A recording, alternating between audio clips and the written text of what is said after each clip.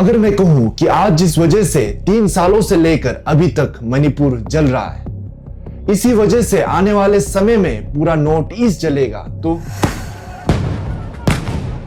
Thoubal district hospital हम लोगों को जस्टिस नहीं मिलते, इस समय तक हम लोग जस्टिस मांगते रहे।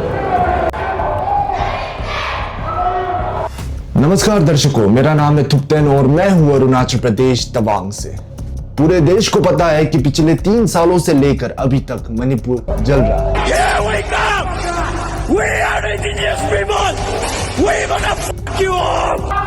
कभी खबर आता है 5 साल का मासूम बच्चा तोमतिन और 5 महीने की छोटी बहन याहिना दोनों को मार दिया गया है, और कभी खबर आता है गैंग रेप का।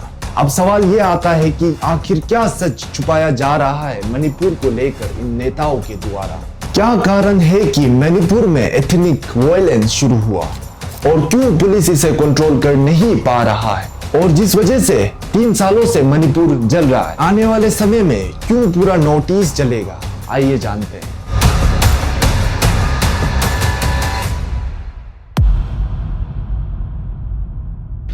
मणिपुर के इस कॉन्फ्लिक्ट को समझने के लिए सबसे पहले हमें मणिपुर के जियोग्राफिकल टेरेन को समझना होगा। जियोग्राफिकल टेरेन की अगर हम बात करते हैं तो बीच में आता है हमारा इम्फाल वैली, जहां क्लियर मेजोरिटी के साथ 60-70 पॉपुलेशन मैतेस का है और मैते ओबीसी कैटेगरी के अंदर आता है, जिसके वजह से भारत का कोई भी नागरिक यहाँ जमीन खरीद के सेटल हो सकता है। पर इसी इम्फाल वैली के चारों ओर के पहाड़ों में पड़ता है नागा और कुकीज का घर। नागा और कुकीज जिनका पास एसटी है, जो इन दोनों कम्युनिटीज को एक स्पेशल राइट्स देता है, लैंड ओनरशिप का, रिजर्वेशन, पॉलिटिकल रिप्रेजेंटेशन और कल्चरल प्रोटेक्शन।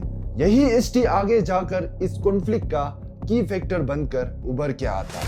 मैतेस जिनके पास ओबीसी है, पर बढ़ते हुए इमिग्रेंट्स, कंपटीशन, कल्चरल इरोजन के कारण मैते कम्युनिटी के द्वारा सरकार को एसटी का मांग 1970 से लेकर 2012 में विजिबल होना शुरू हुआ।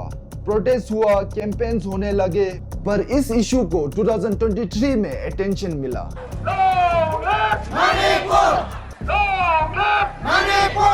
We want justice! We want justice! 2023 में मणिपुर हाई कोर्ट के द्वारा मैते कम्युनिटी के लिए सरकार को एसटी कंसीडर करने के लिए प्रस्ताव रखा गया। दर्शकों, यहीं से शुरू होता है इस 3 साल का लंबा कॉन्फ्लिक्ट का शुरुआत, और आगे जाकर ये कॉन्फ्लिक्ट इतना बुरा रूप लेने लगता है कि 500 मासूम लोग इस कॉन्फ्लिक्ट में अपना जान गंवा देता है। पुलिस पर्सनल्स को भी ये कॉन्फ्लिक्ट कंट्रोल करना भारी पड़ जाता है। इस कॉन्फ्लिक्ट को लेकर मेन स्ट्रीम मीडिया लीडर सब चुप थे, क्योंकि सबको अपना टीआरपी और वोट बैंक बचाना था। अब देखने वाली बात यह है कि अब 2-3 दिनों से मणिपुर में शटडाउन लगा हुआ है और अभी भी इस कॉन्फ्लिक्ट का एक रिलायबल सॉल्यूशन निकल कर नहीं आया है। पर मणिपुर के जलने से नॉर्थ ईस्ट के सभी राज्यों को एक बहुत ही बड़ा सीख मिलता है। अगर मैं अरुणाचल प्रदेश यानी कि मेरे खुद की राज्य की बात करूं तो आज अरुणाचल प्रदेश में बहुत सारा इमिग्रेंट्स और रिफ्यूजीज का इश्यूज है। मणिपुर से सीख लेकर अरुणाचल प्रदेश में जितना भी एसटी, आईएलपी या रिफ्यूजीज का इश्यूज है, उनको गवर्नमेंट के द्वारा जल्द से जल्द रिजॉल्व कर देना चाहिए, वरना आज जिस प्रकार मणिपुर जल रहा है, आने वाले समय में अरुणाचल प्रदेश भी जलेगा।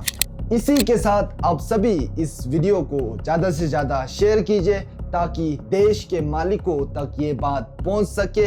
जलता हुआ मणिपुर में फिर एक बार सुकून की बारिश हो सके, बच्चे स्कूल की ओर लौट सके, और आज जिनके हाथों में हथियार है, उन्हीं हाथों से मणिपुर का विकास लिखा जा सके। बहुत बहुत धन्यवाद।